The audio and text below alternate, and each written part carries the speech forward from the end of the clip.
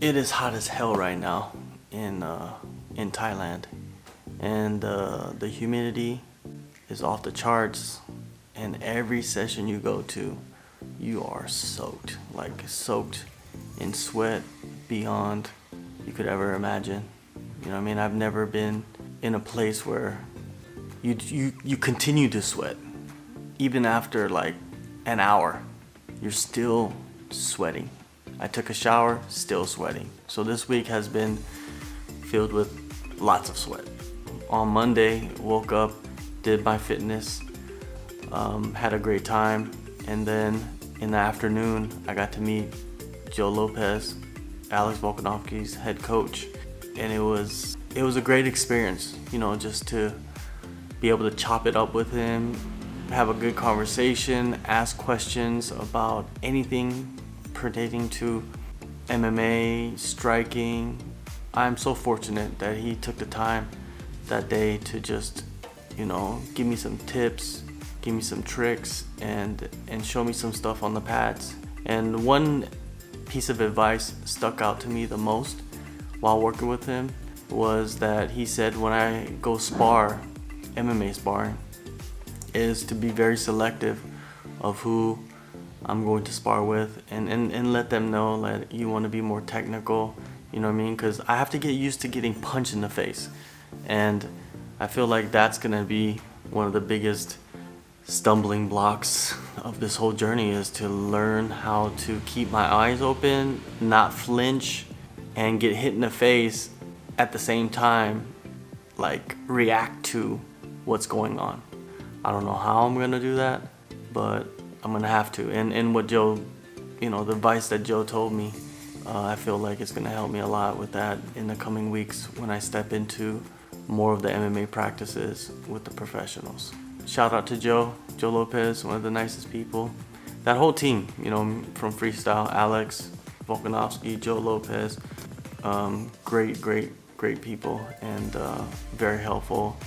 And you know, words can't even describe, you know, what they have contributed to, especially early on in this training camp.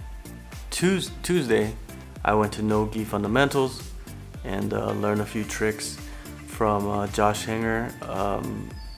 It's interesting, you know, because I trained in the gi for around 3 years prior to this, and doing no gi for the first time is quite interesting, you know what I mean? Like, you can't grab onto pretty much, there's not many grips that you have, right? In gi you have so many grips, you could grab onto so many different parts of the gi. In no gi, all of that is gone, you know. Everything's about, you know, wrist control and just, you know, like finding places on the body where you can like use to your advantage in grips, and that's something that I got to get used to. And I got to partner up with a guy from Germany. He doesn't really watch MMA, but he likes to train MMA. And I don't think I've ever ran into anyone like that.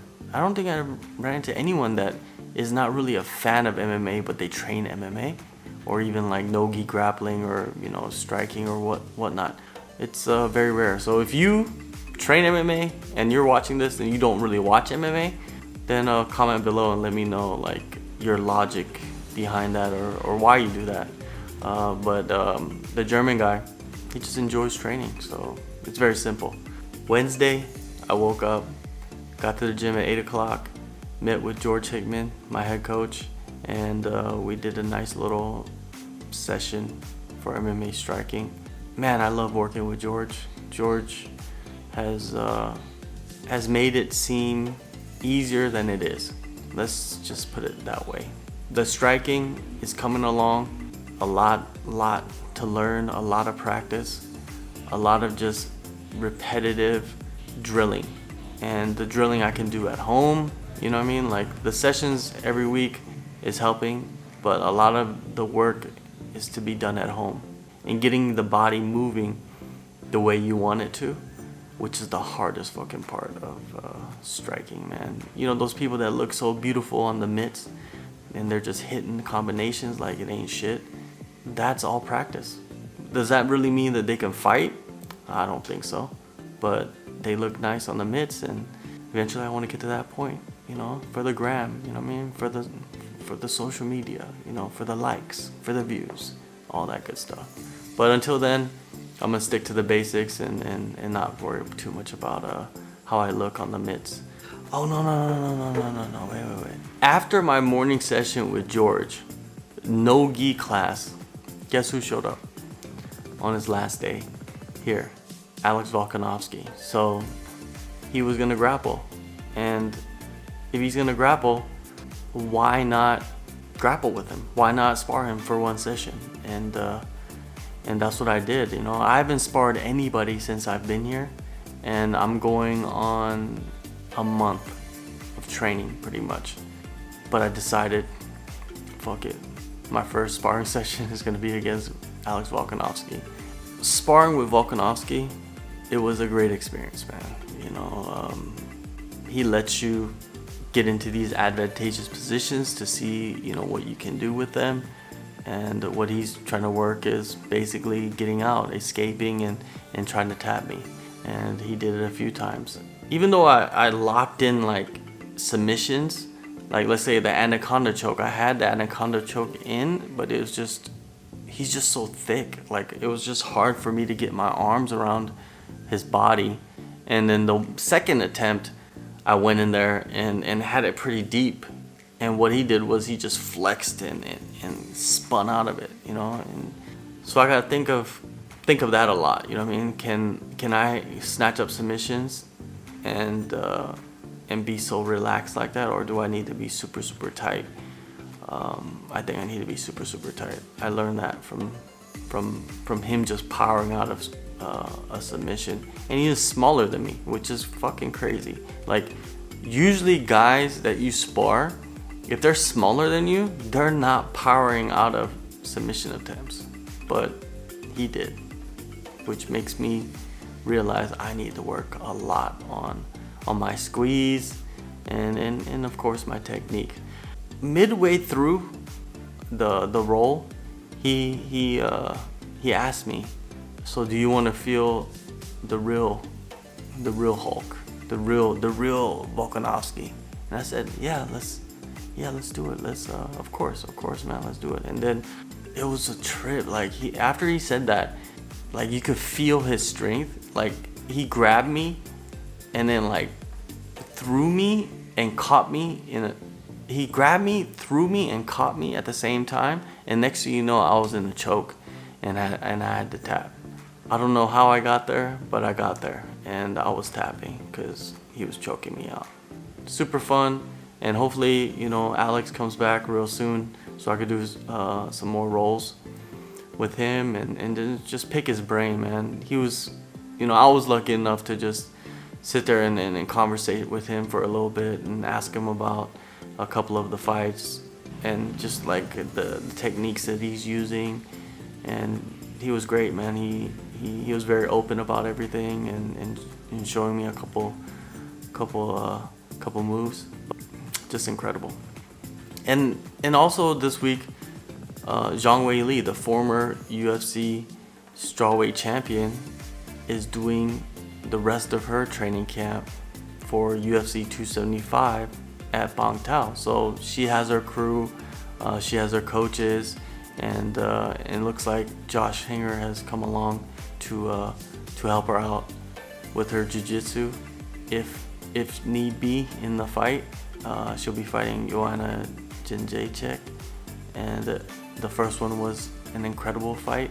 The second one will probably just be as incredible, and but I feel like someone's gonna get finished. Thursday, I woke up and felt just depleted. I just felt not in the mood to do any kind of exercise. Not in the mood to sweat. But I knew if I didn't show up to the morning session, Woody would be talking mad shit. So I was just like, fuck it, like I'm gonna go and see what I can do. So I get there to the gym, we warm up, and I go up to Woody and say, Woody, man, I don't really feel too good. Do you think I could skip this session and just do my session on the bike, the assault bike? And he said, flat out, just told me, no, you are going to do this workout. I couldn't argue. You know what I mean? He's the coach. Gotta listen to your coaches. For you youngsters, listen to your coaches. So I did the workout, and I completed the whole workout to my surprise, and I felt great. It's weird, man. I don't understand how the body works. It's weird to me that how you can feel before the workout and go through something that's strenuous to the body, and then afterwards you feel better. Very odd, very odd. I could never understand how that works. Of course, there's probably scientists out there and health specialists that know why that happens, but me, I'm an idiot, so I don't know shit. And on the same day, actually not even the same day, Wednesday was my wife's birthday, but I was so busy, you know, with my session with George in the morning, and then the impromptu session with Volkanovski, and then after that I had to get on my bike and ride all the way across the island, which takes about 40 minutes or something like that, but still a long trek on a motorcycle or a motorbike. And I had to do an interview over at Tiger Muay Thai, and then I picked up my supplements. You know, I got some protein, some glutamine, and some creatine. This is what the coaches told me to pick up, some of the basics for this camp. So I'm picking it up, and we'll start taking some of those next week, or we'll take all of those supplements next week. Yeah, but it was a hectic day. You know, the whole day kind of flew by, and I didn't even know my wife's birthday was happening, and I found out the next day on Thursday when I called her, which was a shitty feeling, man. Fighters that are in camp or fighters that are training away from their family, I'm pretty sure they kind of run into this situation where they forget or something slips their mind, and you know, their schedules are really, really, you know, erratic and hectic. So I had to explain myself, and you know, shit happens, right? Friday, did the session. Pretty much for the rest of the day, I was working from home, you know, doing my MMA stuff, and then went to dinner with Joe Lopez as he was leaving the next day, and some of the coaches.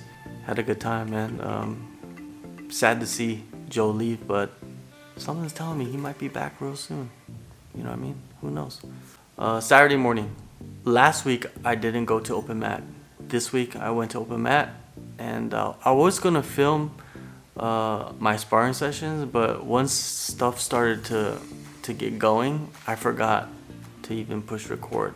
But I did get some good rolls in, and man, everybody's so helpful. You know, like one guy from Boston, it was his last day at the gym, and even though it was his last day, he was still helping me, you know, like with positions and little tips and tricks.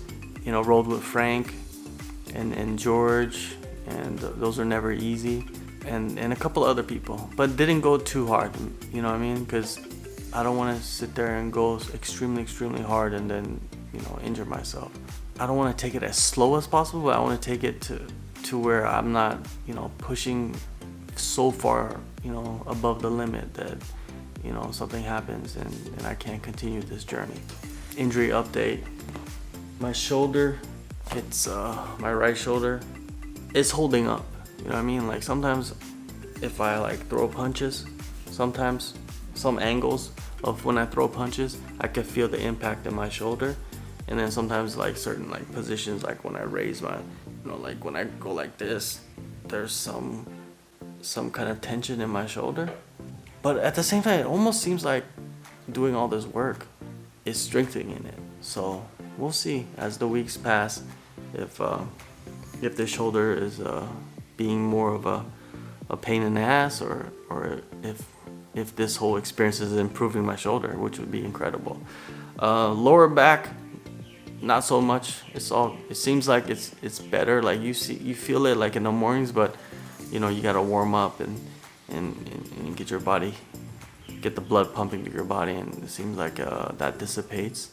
One thing that I've been kind of nursing since last week like my rib cage, like on the right side, my rib cage, like the back part of my rib cage, like when I turn or twist or something like that, like I get some kind of like something, either like I hurt a rib or something happened to where it's like I could feel it, you know what I mean? It's not like to the point where I can't like do any exercises, but or work out or spar, but I do feel it, and I don't know if it's like a bruised rib or something, but it does hurt. You know what I mean? It's just the reality. You know, I got a huge ass fucking blister on the bottom of my toe just from like learning how to pivot and move my feet properly. Scratches here and there from grappling, and one of the things that scares me the fucking most is staph infection. I've never had staph infection, knock on wood, but it seems like everybody gets staph infection. Seems like everybody gets it, and I'm terrified. I'm terrified of like, I'm kind of like a clean freak in a way, and I'm kind of terrified because like a staph infection means like some germs are in your body, or you know, it's just like infection. You know what I mean? Like I don't want that. I don't like any of that. It seems like it's gonna be inevitable. So hopefully, if I do get staph infection, I could get to a doctor real fast and get it cleaned out and treat it properly, because I don't want to be away from any of the training for too long, because you know, you're building momentum, man. I feel like I've started to build a lot of momentum, and I need to continue this momentum.